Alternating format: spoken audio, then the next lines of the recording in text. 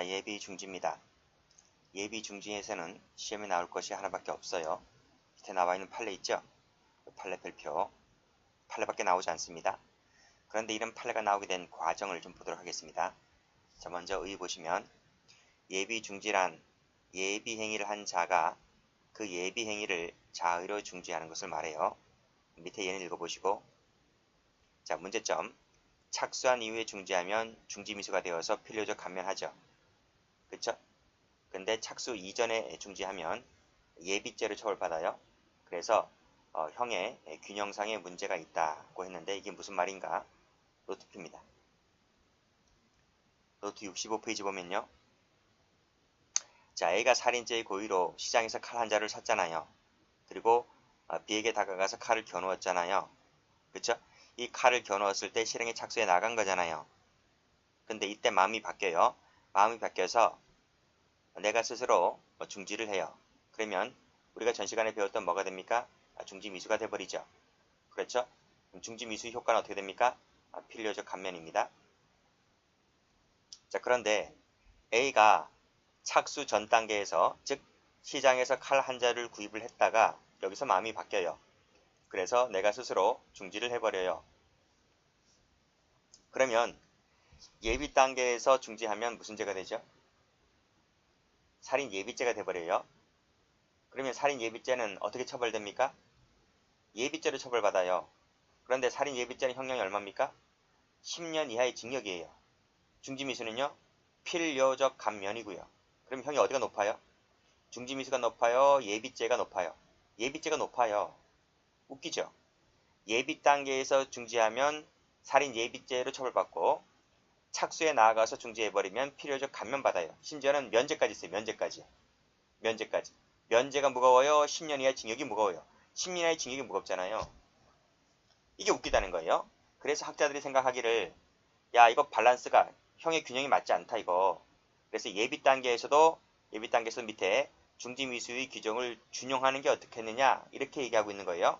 근데 학자들은 중지하자. 불균형 밸런스만 안 맞을 때만 중지하자 하는 것이 학자들인데 판례는 뭐라 그래요? 웃기는 소리 하지 말라 이거예요. 판례는 이건 법 논리적으로 맞지가 않는다는 거예요. 판례는 이것을 부정을 해버려요. 왜 그런가 하면 제가 예비죄 할 때 약간 말씀드린 적이 있었는데, 이 예비죄라고 하는 것은 실행의 착수를 전제로 하지 않는 개념이잖아요. 그렇죠? 근데 중지미수에서 미수라는 개념은 실행의 착수를 전제한 개념이잖아요. 그래서 한 단어에, 즉 한 단어에 앞에 것은 착수가 없는 말이고 뒤에 것은 착수가 있는 말은 이런 것은 존재할 수가 없다는 거예요. 그래서 예비죄의 중지미수라고 하는 것은 판례는 일관되게 부정한다. 이렇게 보고 있습니다. 됐죠? 자, 그러면 다시 한번 가볼게요. 자, 여기서 중지미수의 규정을 예비죄의 경우에도 준용할 수 있을까 문제가 되는데, 그래서 학자들은 긍정하지만 학자들은 시험 안 나옵니다. 아시겠습니까? 판례는 뭐라 그래요? 판례는 부정설이다 이런 말. 왜 그런가요? 중지미수는 착수 이후의 개념이기 때문에 착수 이전 단계에서는 중지미수를 준용할 여지가 없다. 판례는 옛날부터 지금까지 일관된 입장이다 이런 말이. 자, 판례 한번 볼게요. 자, 중지범은 그랬습니다. 중지범은 중지미수라고 했어요. 착수한 이후에 자의로 중지한 해를 말한다. 따라서 착수가 있기 전 단계인 파란색으로 예비 음모 세모 치시고, 예비 음모 단계에서는 중지범이라는 개념을 도대체 인정할 수가 없다 이런 말. 아시겠죠? 그래서 이렇게 외우세요. 제가 앞에 예비죄 할 때 말씀드렸는데, 예비죄의 중지범 또는 중지미수 이건 존재할 수가 없어요. 그리고 또 예비죄의 종범 이런 것들도 존재할 수가 없다. 그렇죠? 종범이라고 하는 것은 전 시간에 말씀드렸죠. 정범의 실행에 착수가 있을 때를 전제로 하는 개념이기 때문에 이 중지미수나 종범이라고 하는 것은 반드시 착수가 있는 말입니다. 그렇죠? 근데 앞에 있는 예비죄는 착수가 없는 말이기 때문에 예비죄 중지미수, 예비죄 종범이라는 말은 우리 판례가 전혀 인정하지 않는다. 이것을 꼭 좀 알아두시면 될 것 같아요. 판례밖에 나오지 않습니다. 자, 문제점 볼게요. 자, 공범과 중지미수. 형법 제26조는 단독범을 규정해놓고 있을 뿐이다. 공범에 대해서는 아무런 규정이 없다. 따라서 이 공범에 대해서 어떻게 처리할 것인가가 문제된다. 이런 말입니다. 됐습니까? 자, 다음 페이지 한번 가보시면 성립요건 나와 있죠? 성립요건에서 맨 밑에 각주 4번을 가보시면 단독범과 똑같아요. 근데 공범이라는 문제 때문에 약간의 수정이 가해진다 그랬습니다. 어쨌든 이것도 미수의 문제이다 보니까 실행의 착수에 나아가야만 됩니다. 그리고 결과 발생 방지를 해야지 중지미수가 되는 거예요. 근데 단독범과는 다르게 뭐다? 실행미수, 착수미수를 구별하지 않습니다. 여기서는요.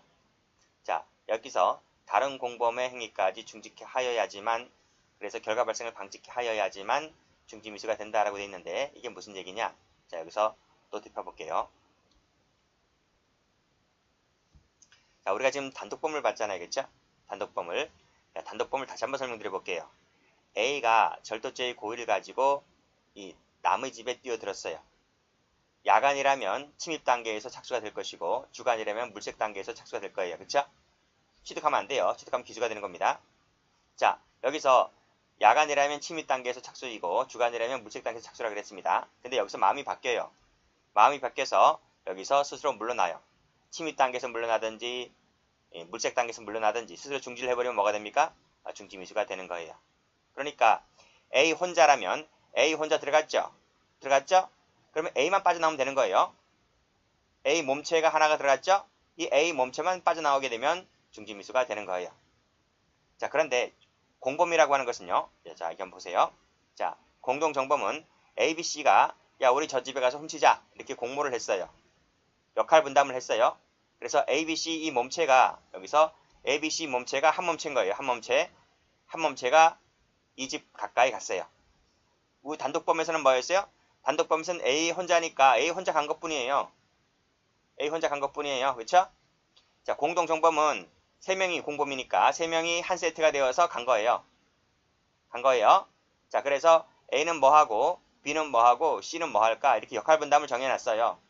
그래서 이 A가 잘 훔치니까 A 혼자 뛰어들어간 거예요.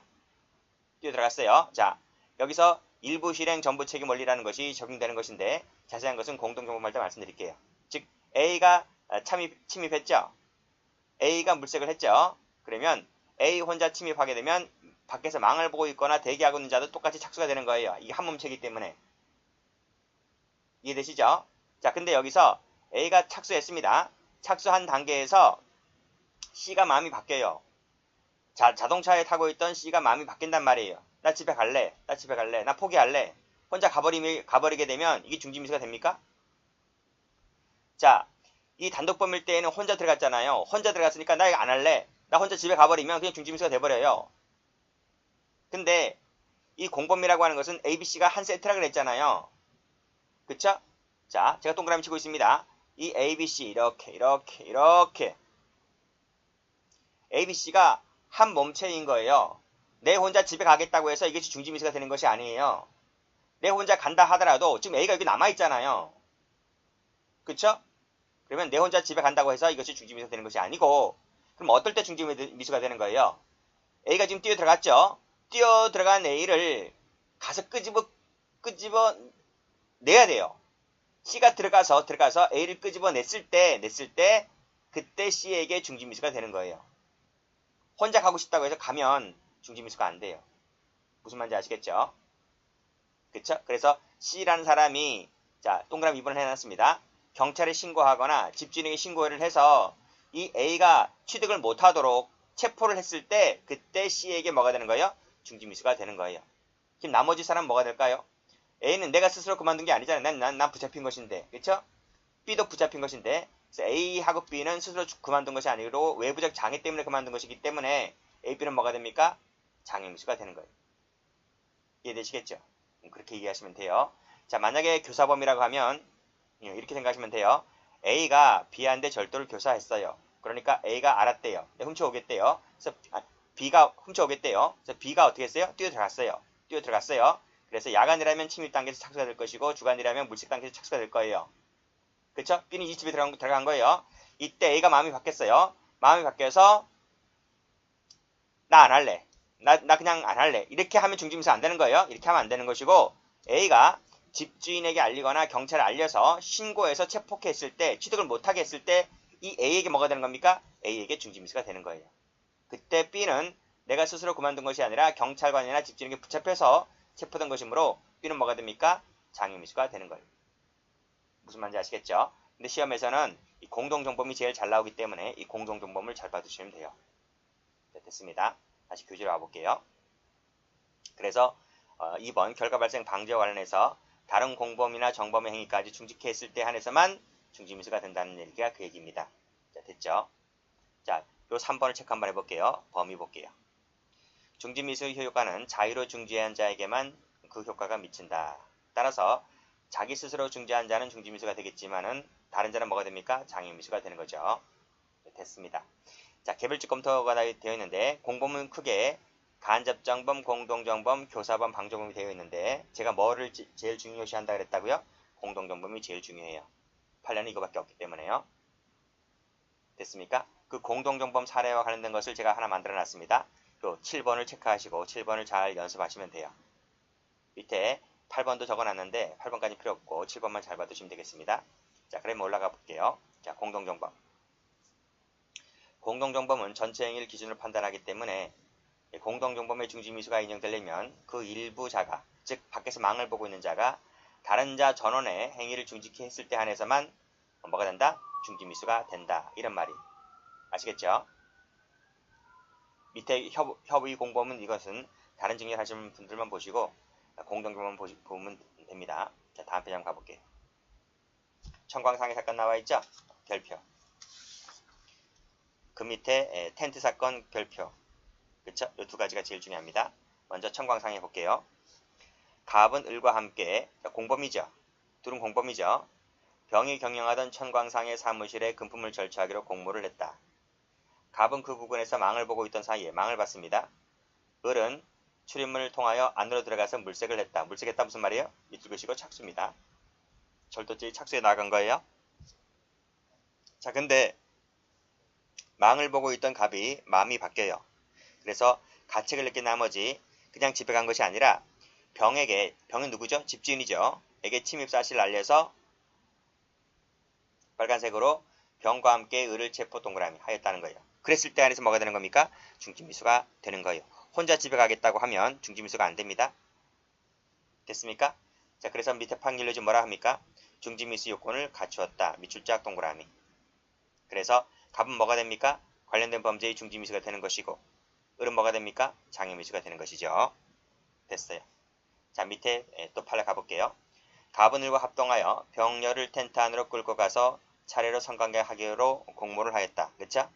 갑은 위 텐트 밖에서 망을 보고 있었고 을은 병녀의 반항을 억압한 후에 강간을 했다. 강간세 묻혀볼게요. 그럼 뭐가 되죠? 위에서 뭐라 그랬어요? 위에서 물색했다고 했을 때 착수가 된다고 했잖아요. 그렇죠? 그러면 이 을의 착수는 곧 갑의 착수인 거예요. 자, 그러면 을은 병녀의 반항을 억압한 후 강간해버리면 뭐가 됩니까? 기수가 되는 거예요. 기수. 착수가 아니고 기수인 거예요. 그러면 을이 기수이면 밖에서 망을 보고 있는 갑도 기수인 거예요. 무슨 말인지 알죠? 빠꾸, 후지는 없다 했어요. 기수가 되면 끝인 거예요. 기수가 되어서 나중에 미수로 되는 빠꾸는 없는 거예요. 자, 이어 갑이 텐트 안으로 들어가서 병녀를 강간을 하였는데 강간을 하지 말아달라고 사정을 하자 이 사람은 강간을 안 했어요. 그럼 이것이 중지미수가 돼요? 돼야 안 돼요? 안 된다니까요. 을이 강간하면 갑도 강간한 거예요. 그래서 이것은 중지미수가 안 되는 거예요. 자, 그래서 밑에 판결료지 보시게 되면 자, 여기서 두 번째 줄에 강간행에 나아갔다 그랬지 않습니까? 나아갔다 세모 쳐보세요. 이퀄 기수가 된다고요. 따라서 밑에 줄에 중지미수 밑줄 그시고 X 중지미수가 되지 않고 둘 다 강간죄의 공범이 되는 거예요. 이해되시겠죠? 자, 밑에 판례 보세요. 군인 갑은 을 중위와 공모하여 을이 보관하고 있던 엔진오일을 빼돌리기로 하였다. 이를 위해서 을은 엔진오일 매각 처분을 갑은 소혹증 정리를 하기로 하였다. 그러나 을이 엔진오일을 매각 처분한 후 그랬습니다. 자, 엔진오일 매각 처분했다. 세모 쳐볼게요. 무슨 죄가 되는 거예요? 횡령죄 기수가 되는 거예요. 처분했기 때문에. 근데 여기서 갑은 심경의 변화를 일으켜서 범위를 철회하고 소혹정리를 거부하였다. 거부했다고 해서 이게 중지미수가 돼야 안 돼요? 중지미수가 안 되는 거예요. 무슨 말인지 아시겠지? 일부가 기수에 나가면 갑도 기수가 되는 거예요. 그래서 마지막에 철회했다 하더라도 이 철회는 뭐다? 기수가 된 이후 시점에서 철회한 것이기 때문에 중지미수가 되지 않는다. 이런 말입니다. 둘 다 뭐가 됩니까? 횡령죄의 공범이 되는 거예요. 됐죠? 자, 다음 판례 볼게요. 자, 두 번째 줄 볼게요. 피고인이 금품을 강취할 것을 공모를 하였다. 공모했죠? 강도 공모했죠? 밖에서 망을 보기로 하였는데 다른 공모자가 침입을 하였고, 침입 뭐예요? 착수인 거지, 착수. 착수하였는데 담배를 사기 위해서 망을 보지 않았다는 거예요. 나 집에 갈래. 나 담배 사러 갈래. 그래, 가도 좋긴 좋은데 이 침입한 자를 끌고 나와야 되잖아요. 끌고 나와서 범죄행위를 더 이상 하지 못하도록 해야 될 텐데 이 사람 끌고 들어가서 나온 적이 없죠. 그쵸? 나 집에 갈래. 나 담배 사러 갈래. 망을 보지 않았다는 거예요. 망을 보지 않았다고요. 이게 이탈이 됩니까? 이 중지가 됩니까? 중지가 안 되는 거죠.